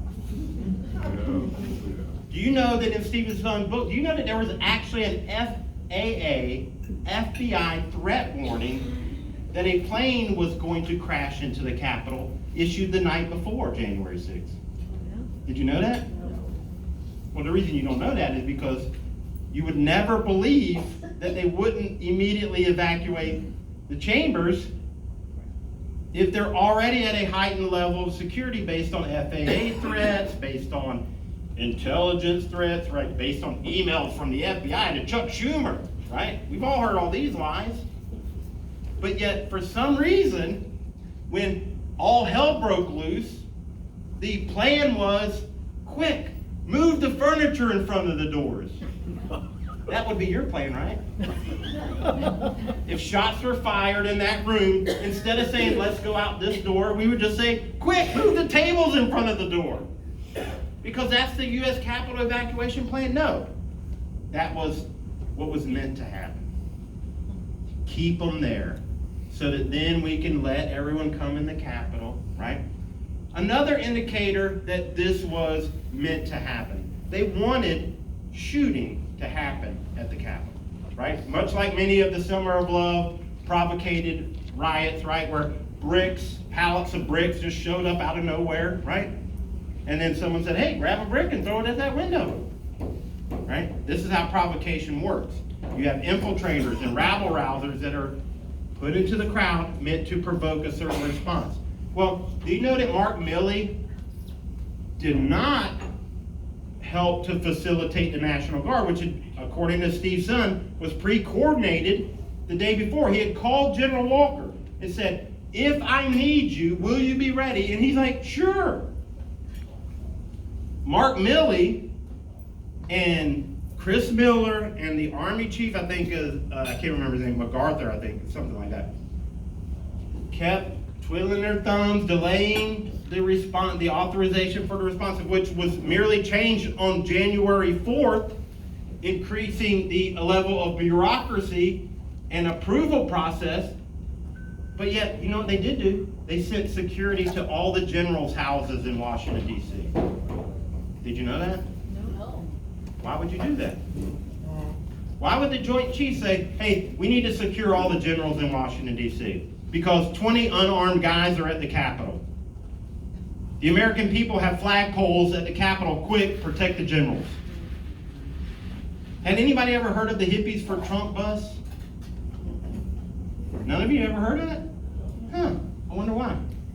You know that bus was all tagged with Trump, Trump, Trump, Trump, Trump, and that the day before was found by a regular cop, not read in on the plan, got him for illegally parking.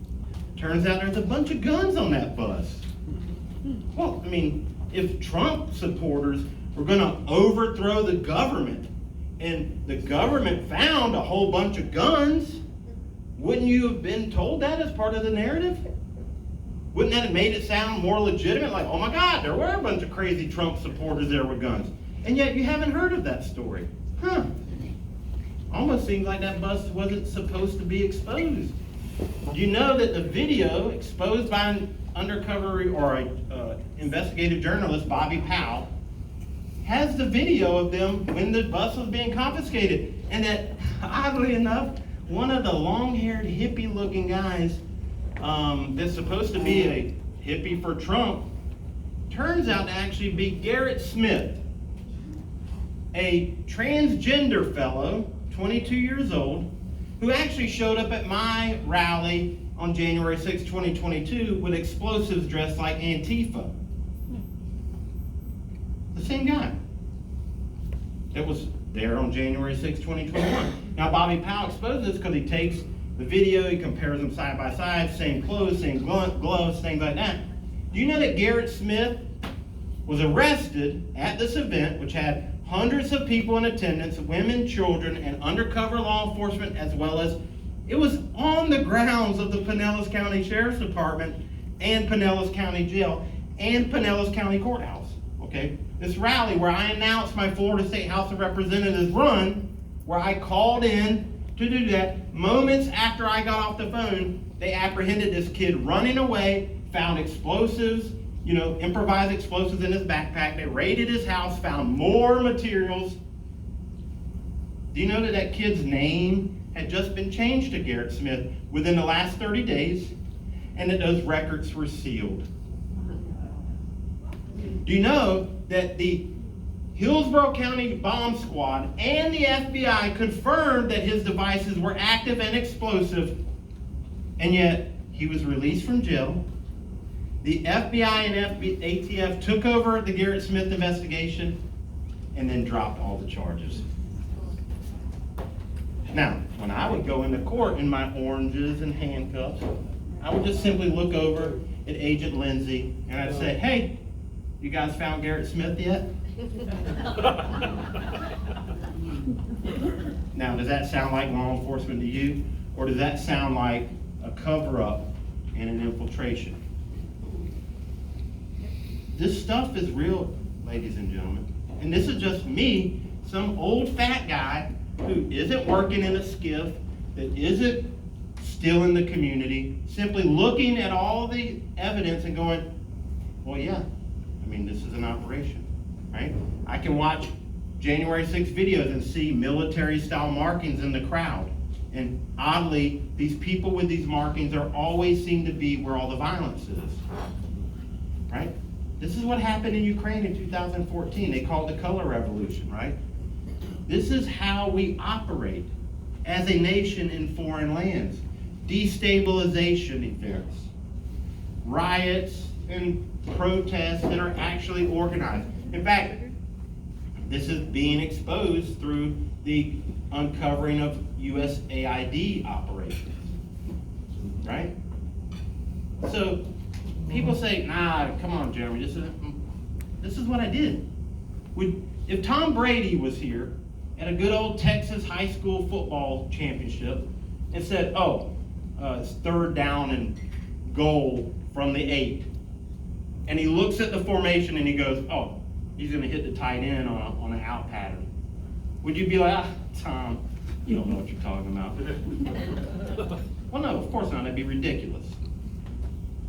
And yet, I'm here telling you that this is what I did my entire adult life. And in 2001, I said, yeah, this is what it looks like.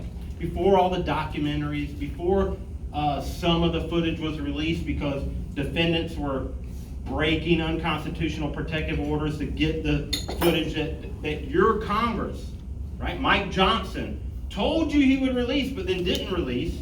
And then when he did release some of it, actually kept thousands of hours of it because, we can't let you know that there's cameras inside the Capitol. It's a public building. There's nothing secret about what that footage would recover, except that you're lying, right? They know it is, and this is why I have broken protective orders and given all my discovery, all the body cam footage, all the security footage that you're not allowed to see.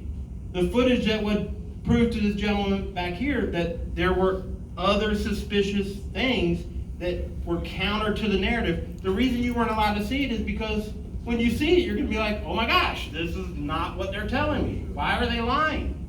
But when you start to ask why someone's lying, you might accidentally find out the truth.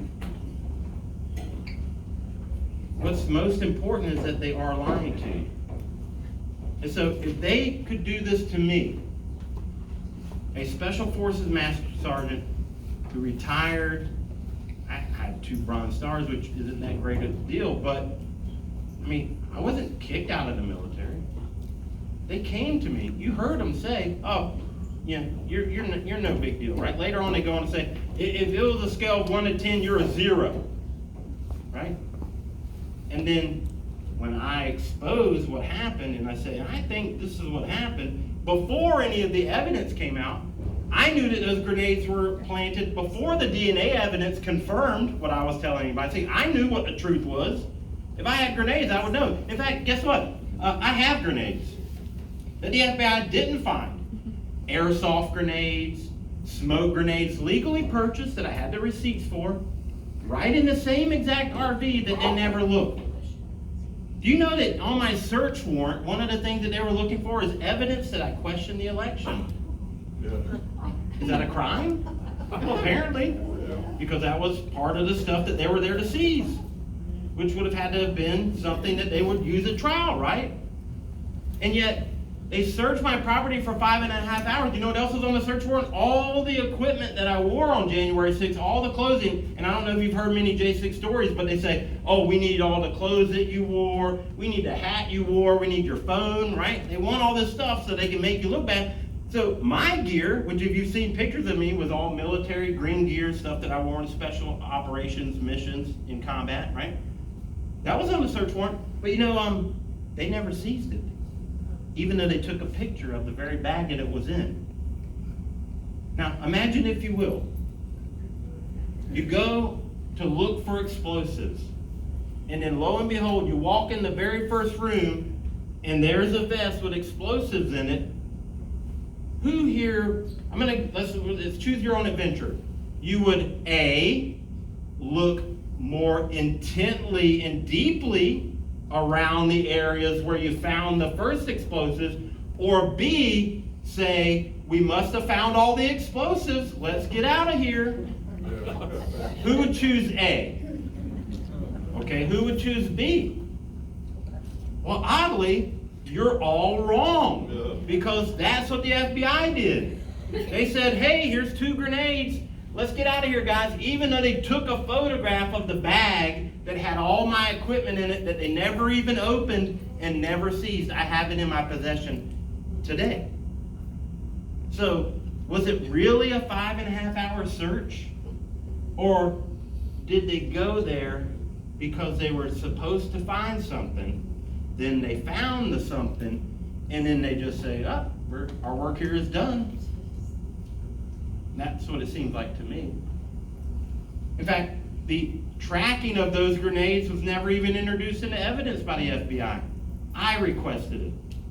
Why? Because I handled explosives in the military.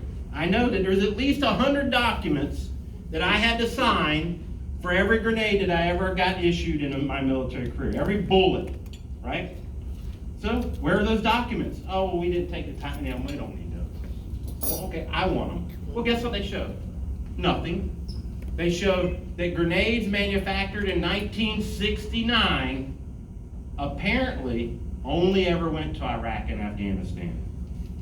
Not Grenada or Panama or Fort Bragg or anywhere else, right? And that they only exist in 2 places in the world right now. 35,000 original grenades in that lot of the same 2 that they claim they found. They only now exist in 2 locations, in Kuwait and in an office called the Bluegrass Special Projects Office. Well, in the world of secret stuff, anything known as special activities or special projects, in fact, my office was the Office of Special Activities, right? The things that you're not supposed to know your government does, because it's super duper, G14 secret squirrel classified, right? That's what special projects would normally mean. And that seems to be one of 2 places that lot number of grenades exists to this very day. And yet the FBI never provided that evidence. We requested it. So, did the government plant evidence against me? If you put a gun to my head right now and hook me to a polygraph, I would say 100% yes. Why? Because that's what all the evidence shows, right? The fact that they didn't, all the seditious conspirators are the guys that I was with. Kelly Meggs, Jessica Watkins, Kenny Earl. Those are the guys I was with. And yet, Jeremy Brown's picture never appeared on any most wanted FBI websites. They never came and questioned me, and to this day, now, I just want you to remember, you're told that a bomb was found outside the RNC headquarters and outside the DNC headquarters, where the Vice President of the United States, or the future Vice President of the United States, was at the time, right? That's what you were told. So the FBI currently to this day is still investigating that bomb. And that the only man ever convicted in a J6 trial for explosives is standing before you right now. I've never been questioned one time by any law enforcement officer of any kind. Not Mr. Brown. So what were you doing with the Oath Keepers on January 6th? Mr. Brown, why did you have grenades? Mr. Brown, do you have any other grenades? Mr. Brown, where did you serve? Not one time. I've never sat across the table from an FBI agent in any interrogation, even though we know many people, in fact, maybe some of you, were visited by FBI asking if you were at January 6th. Maybe your congressman called you and said, were you at January 6th? Because my son's an FBI agent and he needs to know. That's right. Never. But yet, I was never asked a single question. Not one time, not even to this day. But yet, our current FBI director and current deputy director tell us, oh yeah, there was definitely live explosives and we're gonna get to the bottom of this. So they're not gonna ask the only guy that was convicted of having explosives if he had anything to do with it, if he knows anything about it, right? Guys that know that a 60-minute egg timer can't be used as a initiation advice for an explosive that was planted 24 hours in advance or 15 hours, right? 60 minutes is 60 minutes, right? Any guys that work for the Secret Service, right? You don't think the Secret Service agent knows that canines cannot be fooled? Did you know that? That if a dog is brought in on you, you're done. Because dogs can't be fooled. And that if some knucklehead who wore a hoodie and made some pipe bomb with an egg timer and left it the day before, you don't think that when he was making a real explosive, there might be residue on the outside of this pipe bomb? Well, guess what? If that was the case, then those Secret Service dogs that we've all seen the video of clearing and going, nope, nothing to see here, no bomb, even though it's in clear view in the camera, right? The dogs walk right by it. You know why? Because there's no explosives. It was fake. It was a decoy. So then why is our deputy director of FBI going on national shows telling us that, oh yeah, no, those are definitely explosives and we're gonna get to the bottom of it and we're gonna show you everything. But we're not gonna talk to Jeremy Brown. Even though, you know, Cash Patel actually donated $1,000 to my legal defense before he was the FBI director? Do you think Cash Patel sent me an email saying, hey, now that you're out of jail, I've got a couple questions about January 6th and your case? No. So, to quote a song, there's something happening here, and what it is ain't exactly clear. But there is a man with a gun over there telling me I ought to beware. Okay? It's time we stop. What's that sound? Everybody look what's going down. Okay? That's my story, of which I spent 1,245 days in prison to tell you, and yet you still never heard about it. I ran for a Florida state legislative office, and not one time did the news ever mention my name. Even though in the state of Florida that has never been done in the history of the state. And when my supporters called the Secretary of State and said, well, what happens if he wins? Their answer was, we don't know. You don't think that's a news story? If it was news. In fact, the only time my name even appeared on local news in the Tampa Bay media market was the night that my name was on the Chyron showing that I lost to Michelle Rayner. And not one mention that, hey Jen, tonight's story is we got this one crazy one. There's a guy in jail running. First time in Florida history. In fact, it's only happened 3 times in American history, but never for an initial office. In fact, the most famous one, because an Epoch Time reporter did cover the story, one of the most famous ones was John Adams' opponent, who ran for re-election while in jail. John Adams, like, a long time ago. Right? So no one would find that interest, like an interest. Hey, tonight at 11, we've got the story of the Green Beret who's in jail, giving a Democrat incumbent one hell of a run for her money. So much so they didn't even talk about it. Because if you know anything about politics, if you're a threat, they will destroy you. But if they're not talking about you, it's because they don't want anybody to even know you exist. That's what happened. This is the extent that whoever it is that controls whatever it is that goes into your ears and your eyes will not. In fact, well-named national voices who know me because they've mentioned my name, but they won't tell my story or invite me on their show. Why? Well, some have told me, we've been told not to talk about it. Or they have believed some concocted story. And they're like, well, I don't want to talk about it. So if you don't want to talk to a Green Beret who has a recording of federal agents that's telling everybody that January 6th was a complete fraud and here's why, You don't wanna talk about them? Well, no, because he broke up with his girlfriend. What? This is what is happening. And so I'm honored to be given the opportunity to speak to you, and I will answer any question that anybody has. Because like Garrett Saldano from Michigan said, he's watched hours and listened to hours of my interviews looking for something to call me on, and he says, I couldn't find anything.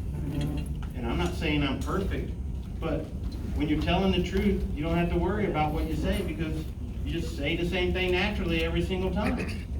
There's no inconsistency. When you're lying, that's when people say, well, what about this? Well, hey, I saw this over here. Well, yeah, we don't want to talk about that, right? So, thank you for giving me the opportunity, and I would definitely suggest listening to the full interview, listening to the recording for yourself. Make your own decision. Neil Bortz used to say, don't believe anything I tell you unless you absolutely 100% verify it for yourself. So I know I've probably gone well over my time here, but Got the I'm... police till 2:30. All right, well, I will take as many questions as these fine ladies will allow me to take, and I saw your hand first, ma'am. So, Mike Pence leaving the Capitol in this really scary. Can you put some, like, in the Capitol video and see what that? Well, all I can say is that when you know things are gonna go down, your behavior is gonna be consistent with that. I mean, I don't know anything other than what you know, which is we're told one thing, the video shows another thing, they won't show us more video, they won't answer questions, right? The question should be why? Okay, so, you know, and here's the thing, like everyone's like, well, who's responsible? Is it Nancy Pelosi? Is it Mark Milley? Well, what's more important is, why are y'all doing this? And why are you covering up for us? Why are you covering up for anything that's wrong? Okay? I mean, if you have questions as a people, your representatives should be falling over themselves to give you the answers or to find out the answers, not avoiding your questions. Right? This is what happens when we cover things up. And we should not accept that. And we should demand better from our employees. I owned a business, and if my employees weren't carrying out my intent for my business, of which I love, the baby that I created in my own mind and brought into fruition through debt and hard work and sweat and everything. If those employees aren't carrying out my intent, I'm not going to keep them around. They're going to be gone. They're going to be fired. Well, our elected officials are our employees.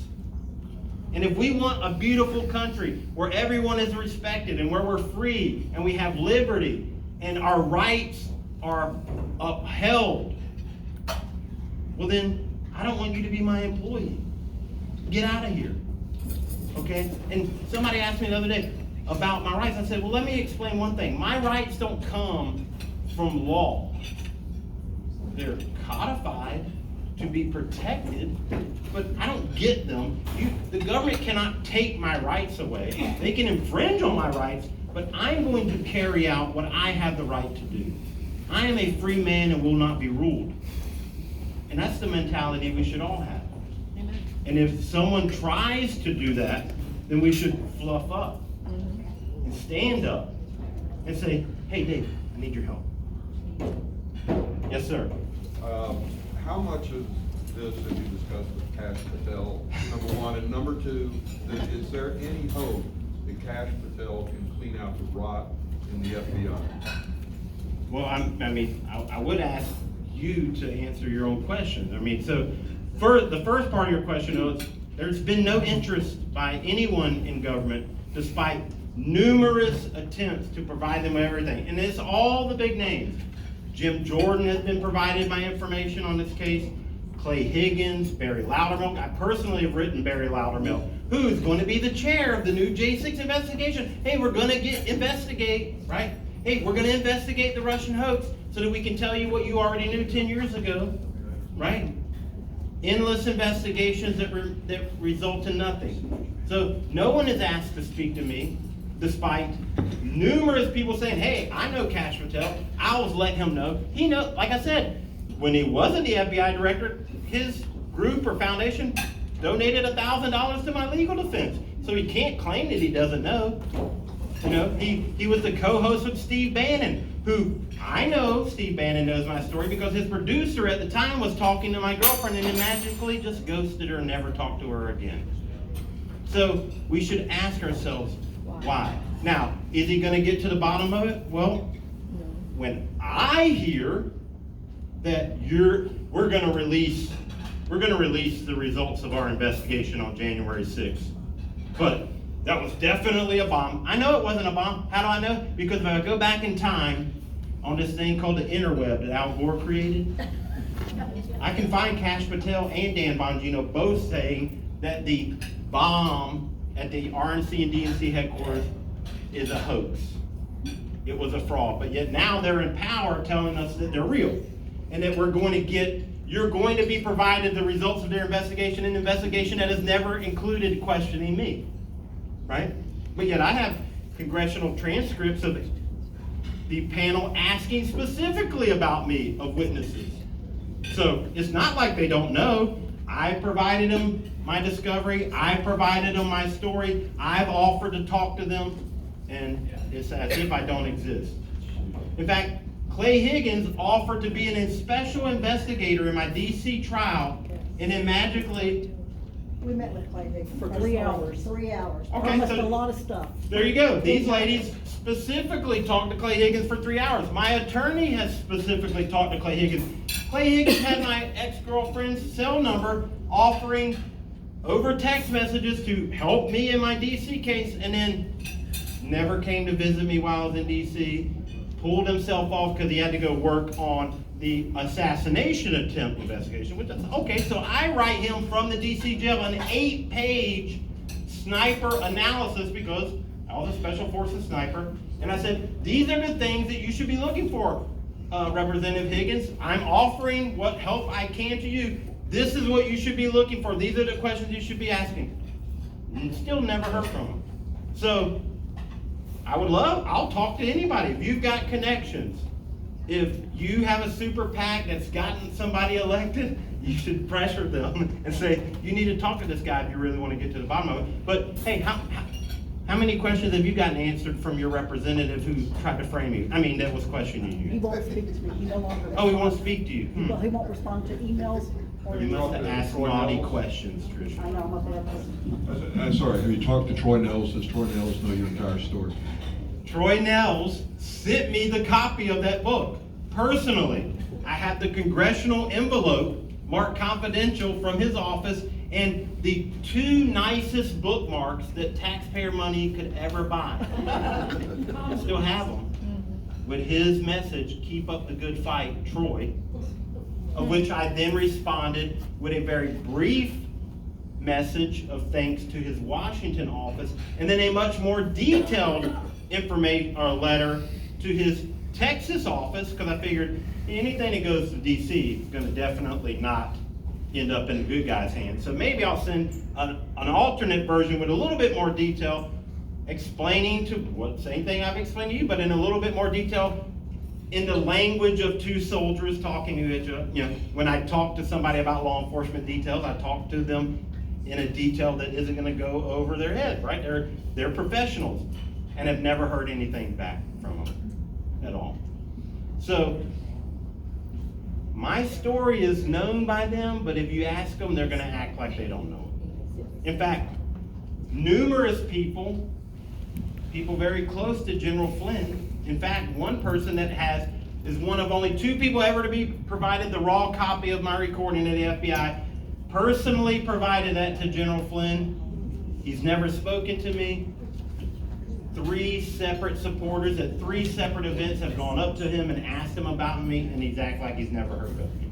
So the question would be, why would a former intelligence officer, not even holding against him the fact that he became a general during the Obama administration or worked as his director of the Defense Intelligence Agency, right? Why would he not want to talk about this? Because I've listened to him talk, and he's telling you the same thing that I'm telling you. fifth generational warfare, infiltration. These are the things that are happening. Why wouldn't he want to say, I mean, we have the evidence. Here's this Green Beret who has a recording of federal agents trying to recruit him prior to January 6th, and yet no mention. Why? Well, because the best lies are 95% true. But that 5% is very important. Yes, sir. Do you have any comment to make on MK Ultra? Yeah, it's shameful and evil and exposed in the 70s. I mean, this is the big thing, right? What did Jim Jordan come out, right? He rolled his sleeves up and never wore his jacket. You know, I think his Twitter feed used to be called "Where's Jim Jordan's Jacket?" Right? You know, he's the man of the people, right? And he was telling us again, because he's going to run the weaponization of government subcommittee, right? And he told us about things that were uncovered in the 70s. I was born in 1974. I'm 50. So this is all exposed when I was a baby or before I was even born. And yet we're still got congressmen going, we're going to get to the bottom of this. Read our report. But just don't ask us any questions about the report. Jeremy, I'm sorry. Yes. Even more important than the police, the catering director. So, so I thank you so much. I thank you for your service. I thank you for being brave enough to come here. You know, you have a foundation, and people can donate. And I don't know if It's all on the table. okay, It's on the okay. table. Those papers on the tables, please consider. And you know, if you give cash, your hands are clean. I'm just saying, if you're scared, because I'm a little bit scared right now. But thank you so much for coming, and this really means a lot. And we'll just dispense with all the minutes. You know, Yonda will call it adjourned now. And if John, our secretary, may have already left. No, there you are. And we will just do all the business next month. We would love to see you again. We've got someone from Texas scorecard, and they're going to really give you the real rating for the latest legislative session. Jonette has some interesting information if you would stop by and see her on the way out. There are cookies on the way out. I thank you all for coming, and I hope that we see you again, always the second Tuesday of the month, so September 9th is our next meeting. And thank you so much for having me, and I'll be more than happy to stand out here and take any And questions. you can still eat your lunch. If you're coming at lunch, then Thank you very much. thank you.